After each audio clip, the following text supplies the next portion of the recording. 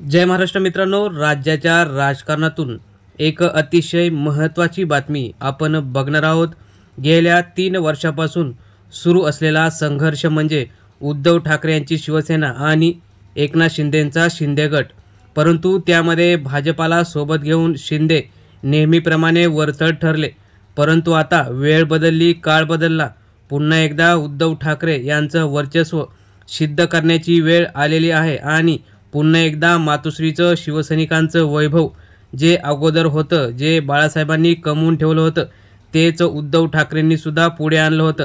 मात्र भाजपाने उद्धव ठाकरे यांच्याशी जी गद्दारी करून शिवसेना हा मराठी माणसाचा अखंड असलेला, एकसंध असलेला शिवसेना पक्ष फोडून जे मराठी माणसाचं नुकसान केलेलं आहे, ते नुकसान आता भरून काढण्याची वेळ आलेली आहे। नेमकं काय झालंय ते सविस्तर आपण बघण्या अगोदर चॅनलवर जर नवीन असाल तर चॅनल सबस्क्राइब करून बेल आयकॉन प्रेस करा, म्हणजे रोज नवनवीन राजकीय घडामोडी आपणाला बघायला मिळतील। गेल्या 2.5 ते 3 वर्षापासून राहुल नार्वेकर यांनी विधानसभेत जो निकाल दिला होता सत्ता संघर्षाचा, तो एकनाथ शिंदे यांच्या बाजूने दिला होता, कोणालाही अपात्र केलं नव्हतं। मात्र उद्धव ठाकरे यांनी निवडणूक आयोग असेल किंवा सुप्रीम कोर्टात धाव घेतली होती।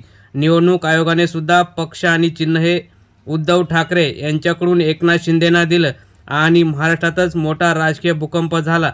आणि विचार करण्यासारखी गोष्ट आहे की एका पित्याचा पक्ष त्याच्या मुलाला जातो, परंतु येथे तिसराच पक्ष घेऊन गेल्याने संविधान हे भारतात आहे का असा संशय निर्माण झाला।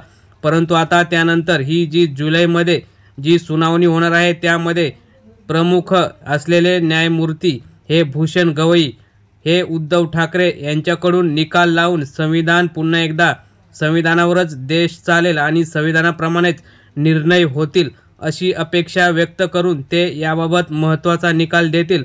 आणि स्थानिक स्वराज्य संस्थांच्या निवडणुकीच्या अगोदर उद्धव ठाकरेंना त्यांचं धनुष्यबाण आणि शिवसेना पक्ष हे मिळेल आणि शिंदे गट हा भाजपामध्ये सर्वात जास्त जे काही आमदार खासदार आहेत ते पुन्हा विलीन होतील, यात काही शंका नाही।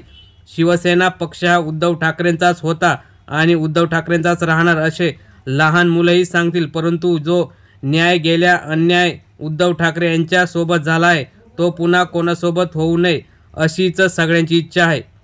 मित्रांनो, तुम्हाला काय वाटतं? शिवसेना पक्ष आणि चिन्ह हे पुन्हा उद्धव ठाकरे यांना मिळावं का? आणि ते भूषण गवई हे महत्त्वाचे त्यामध्ये दुवा ठरतील का? तुम्हाला काय वाटतं? तुम्ही सुद्धा तुमच्या या महत्त्वाच्या प्रतिक्रिया कमेंट बॉक्समध्ये नक्कीच कळवा। धन्यवाद। जय हिंद, जय महाराष्ट्र।